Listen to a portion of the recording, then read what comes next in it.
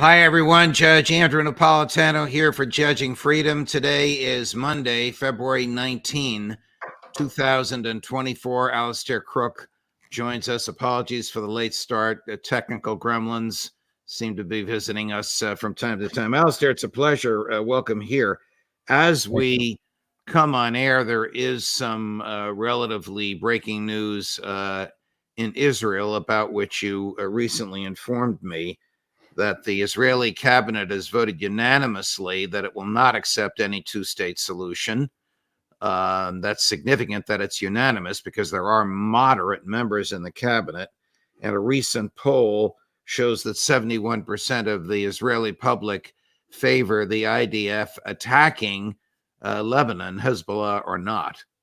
What do you make of these two breaking developments? Well, for me, they were not unexpected. I think people have underrated the sense in which, Israel sees itself very much cornered. It's a sort of sees itself as a redoubt, the last redoubt for where Jews can be safe. And they see that the only way to keep it is through deterrence, and they have to create a deterrence. They don't have any sort of depth, if you like, strategic depth, so they need to keep deterrence. I'm only saying how this appears, I think, to a majority of Israelis, that they have to have a state in which Israelis are, if you like, free from anxiety about their security, that they can go anywhere in the land of Israel, and just as importantly, that the states that surround them still learn to fear Israel and not to interfere with Israel, because it has this ability to use overwhelming violence in reaction and won't hesitate to do it. And this is the deterrence that they believe they need in order to survive in the Middle East, as a redoubt, or as one person put it, as a sort of eschatological garrison, a last redoubt against, Armageddon and everything that the biblical predictions have suggested for them. Is a vote like this corrupt? By which I mean, a vote in the American Congress against the two-state solution would be radically influenced by the Israeli lobby, the military-industrial complex, the various forces, the American intelligence community, the various forces that has a vice grip on the Congress. Is a vote in the Israeli cabinet, particularly a unanimous one, credible and intellectually honest, or is it subject to the same forces and pressures that I've just articulated for the U.S. Congress? No, it's a serious vote because it also reflects public opinion. 75%, three quarters of Israelis would agree with that vote, would accept it.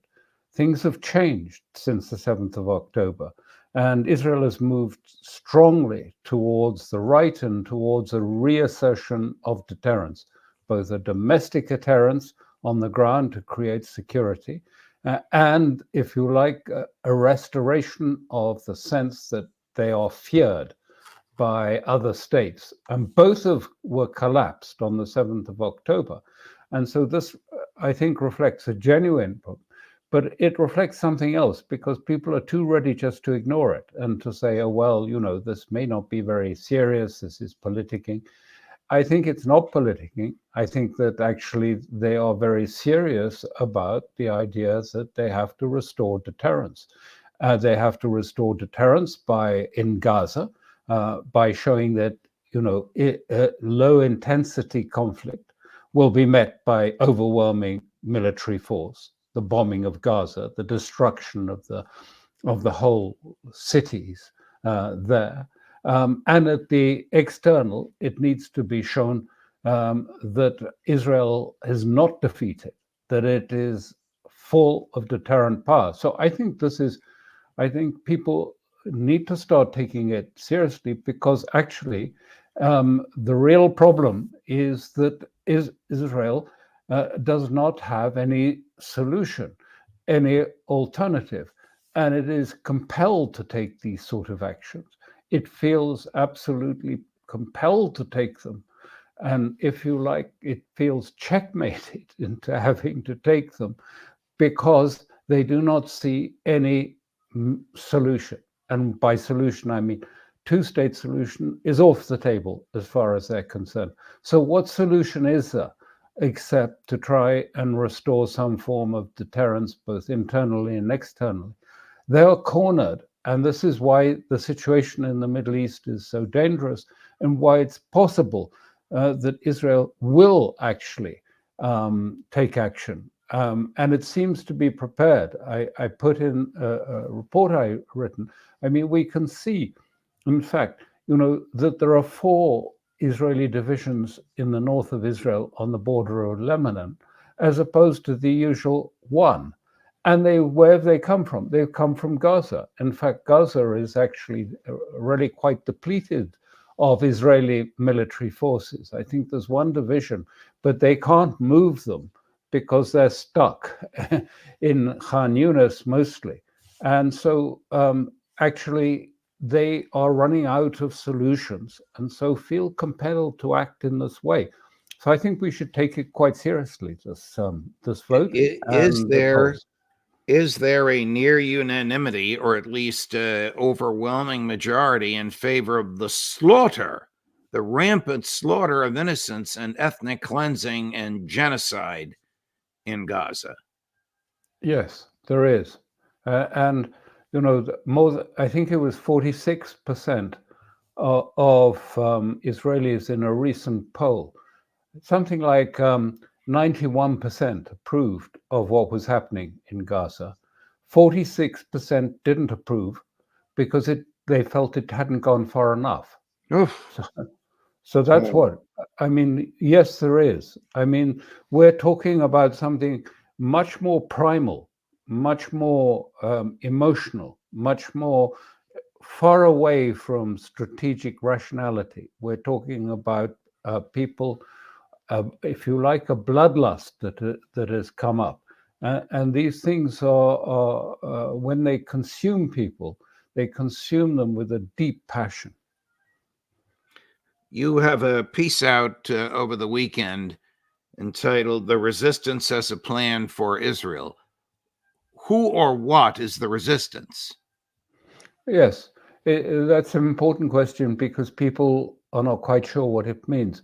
It's a group of militia and, if you like, informal movements that are not part of a state per se, like Hezbollah, like the Hashad al-Sha'abi, which is the Iraqi resistance groups, like the Houthis in Yemen, like other groups that support if you like, the Palestinian cause.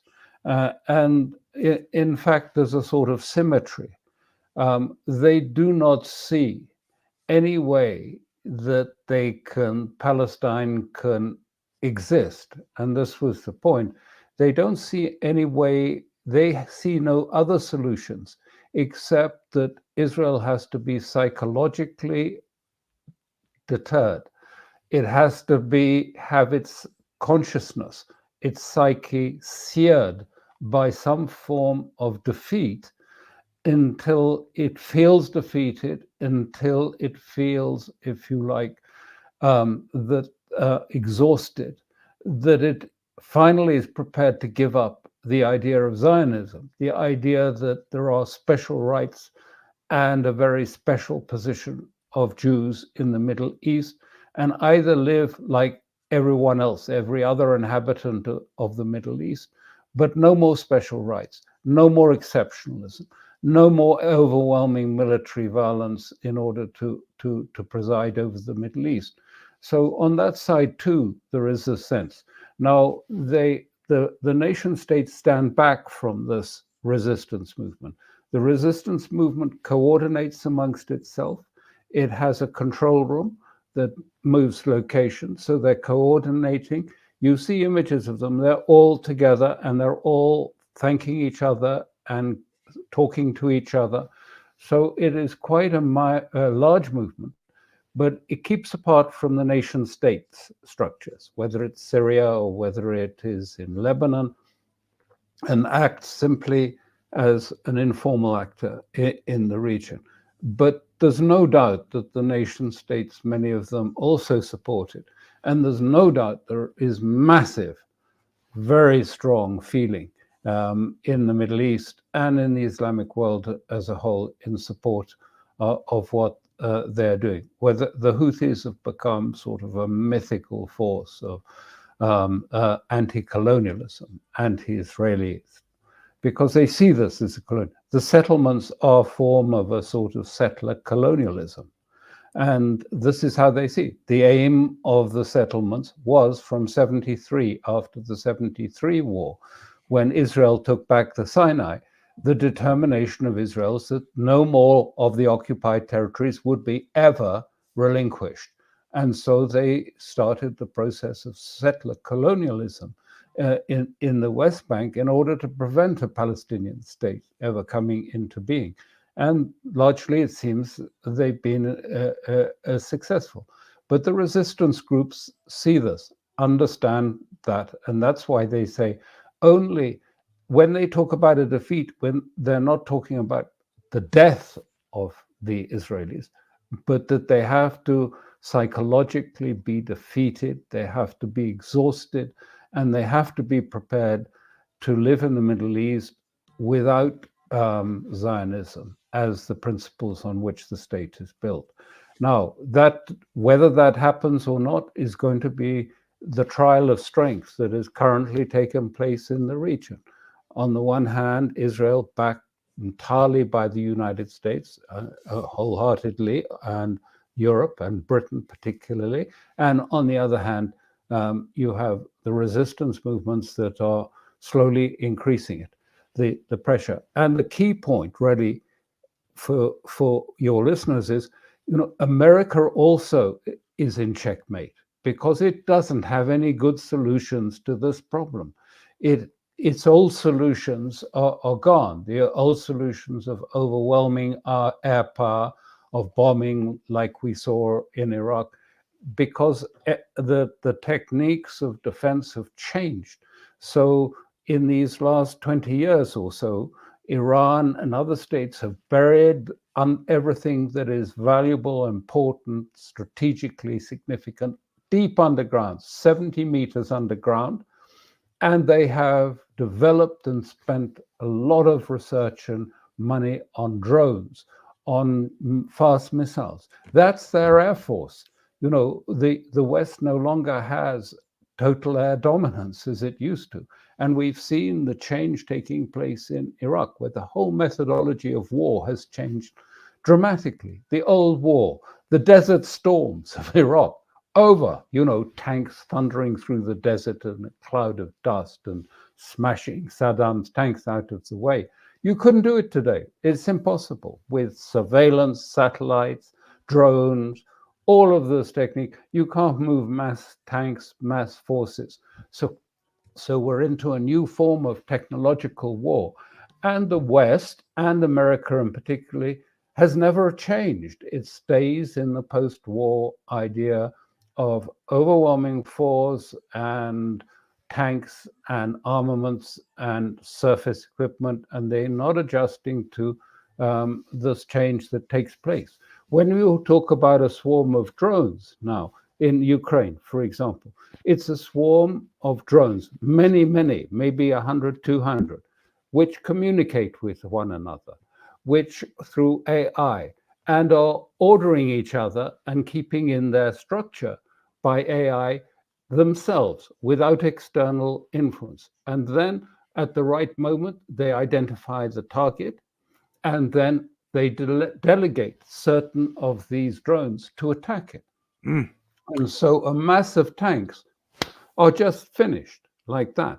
I mean, there's no artillery, there's no enemy tanks involved. The drones think about it and organize it and come in, and the killer drones are sent off from the swarm and destroy whether it is Abrams or Challenger or Merkava, tanks, doesn't matter. So we're in a new warfare. When you mentioned the resistance, I'm going to put up some maps in a minute, because as we speak, or actually just finished speaking, but a few minutes ago he finished speaking, a lawyer representing the Palestinian Authority speaking before the International Court of Justice in The Hague. It's a long talk, but we're going to run a short clip in which he puts up 5 maps showing what the resistance believes the Jewish people, the Israelis, have done to Palestine. It's very, very interesting, because you hear his words and you can see it depicted graphically. And the final map is one being held by Prime Minister Netanyahu shortly before this very famous picture, shortly before October 7th. So, Chris, let's run that clip. Allow me now to show you 5 maps. The first one is historic Palestine. This is the territory over which the Palestinian people should have been able to exercise their right to self-determination. Instead, the General Assembly recommended the partition of Palestine, ignoring the will of our people, as shown in the second map. With the Nakba that ensued, over 2/3 of our people were systematically and forcibly expelled by Israel. And 3/4 of Palestine became Israel, as shown in the third map. This was the start of the Nakba, the dispossession, the displacement and replacement of our people, the denial of rights and discrimination that continues to this very day.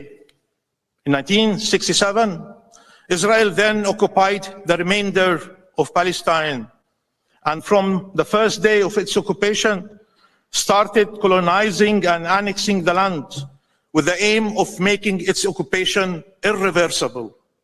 It left us with a collection of disconnected Bantustans, preventing the independence of our state, as shown in map 4. Israel wanted the geography of Palestine, but not its demography. So it kept pushing our people out of their homes, out of their land. Here is the 5th map. It was displayed by Israel's Prime Minister to the General Assembly last September. He called this the new Middle East. There is no Palestine at all on this map, only Israel, comprised of all the land from the Jordan River to the Mediterranean Sea. This shows you what the prolonged, continuous Israeli occupation of Palestine is intended to accomplish: the complete disappearance of Palestine and the destruction of the Palestinian people. The complete disappearance of Palestine and the destruction of the Palestinian people. Is this the view that the resistance and the people in the streets have? Is this history generally accepted by them? Yes, completely. This is what I talk about when I talk about settler colonialism. This has been going on, as he said, for the years.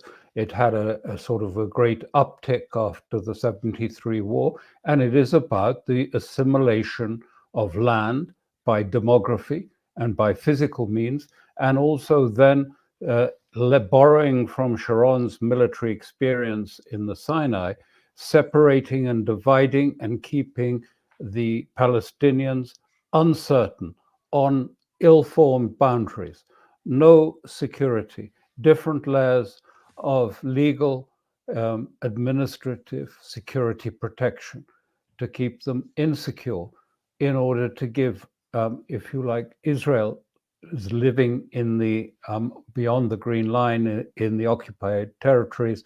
To give them security, you had to give the Palestinians a sense of radical insecurity. And that is precisely, you've summed up exactly what the resistance is about. And so they don't see any sort of political solution. How could there be a political solution to that salami slicing over the years from that time? They don't see that. They think the only way is some sort of struggle that will, and finally, in, if you like, exhaustion, in a defeat, that Israel will come to the terms that Zionism just is not a viable principle to run a state, especially as there are now 7 million Palestinians and 7 million Jews living between the river and the sea. And so demography is removing the idea of a one person, a one people, a unilateral state, a unified state, because then it's not going to be workable for most Israelis to live in a state where they do not have the privileges that are necessary to face what they see as their biblical future.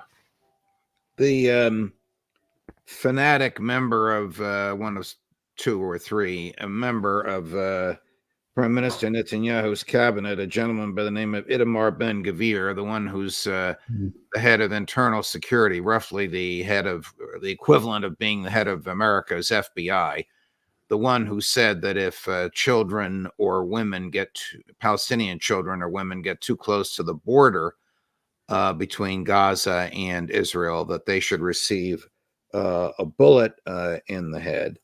The one who holds the keys to Netanyahu's government, because if he and his other fanatics leave the coalition, Netanyahu doesn't have a majority, says that Hezbollah strike on Safed, the area in where Israeli settlers are, is a declaration of war. Okay, it's a long-winded question. My real question is, does Netanyahu believe this? Yes. Yeah, he's believed it for a long time.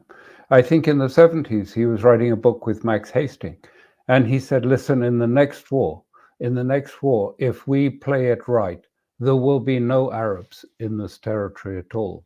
They'll all have gone.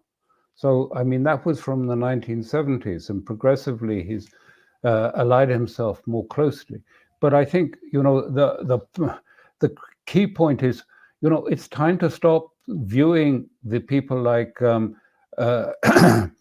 Smotrich and Ben-Gvir as such extremists that they don't have no real representation in the Israeli people. 7th of October have changed people's views, have made them passionate, have made them feel there's no alternative but killing everyone in Gaza. It's a terrible thing to say, but that's how many of them are feeling now. They don't feel deterrence. They won't feel that security and safety. They've just been asking people to go back in the next few months and to go back to the north. And all of the people in the hotels in the Dead Sea are saying, no, we're never going back to some of these settlements. It's finished. And they're declaring the end of the Zionist project. And this is unacceptable to the majority of Jews, both in Israel and outside of Israel, because the Jewish state, let's face it and be frank, was founded in order to say, never again in Auschwitz. We are going to be safe in our area and secure. Only, I mean, the fact is, as you saw, to achieve that, they have, assimilated and practiced the settler colonialism, and in the region, a form of military, overmatch, which was designed to not allow anyone to challenge them in any way. Well, now they are being challenged by a sort of asymmetrical force that has left America with little choices, little solutions, firing rockets at the Iraqis, at the Houthis. But it doesn't work anymore because that type of military defense was effective in the past, but it isn't effective now. Look what's happened. Those carriers have gone. Firing missiles into Iraq is not going to calm Iraq. It's not going to stop the Houthis. All of these things are cascading into a failure that will really blight the United States, and particularly Biden, because it will end up, unless either the United States reads the riot act to Israel and says, look, you're not going to succeed in this. I mean, you're not going to succeed. You can't take on the whole world in this way. Unless they say, come to your senses. This Zionist project has never worked and is not working. You've got to rethink how to live in the Middle East or go or whatever. But the United States does the opposite and supports it with these rather futile acts. And this is going to bring a failure down on the shoulders of the United States, which is going to affect its position in the whole world. Do the United States elites, does the United States State Department, does the White House lack the understanding of the situation as you've just described it, or because of the power of the Israeli lobby in the United States, do they lack the will to do anything about it other than their blind, continuous support for the Israeli Defense Force slaughter in Gaza? It's clear that Washington, I'm talking then about, the very senior people around the White House, are really concerned that the proposals being made by Washington, the type of state that they're proposing, just won't fly, and that it will fail, and that America will bear the consequences for this. And so they're very concerned that there's going to be a cascading failure for America with these tactics and with this approach of sort of embracing Israel and then being drawn more and more into something that becomes a possibly very serious regional war. Wow. All right, Alastair, thank you very much. I mean, the stuff is so unpleasant and so gloomy and so dark. Well, let me ask you one other question. If the Israelis do attack Hezbollah, is that an unwise thing to do, no matter how popular it may be? I mean, the last time they fought Hezbollah, some people say they fought to a draw. Most people say they lost. The problem is hubris. Hubris in the United States, hubris in Israel. They can't imagine how Israel could ever suffer a real military defeat. They cannot imagine how the Israeli Defense Force could lose a war with Hezbollah. I think this is hubristic because we will see if this is what happens. But Hezbollah is a formidable military force now. It's not a group of barefooted tribesmen, as they like to call most of the people in the resistance, particularly the Houthis. How on earth do these barefooted tribesmen manage to defy the United States? Well, they are.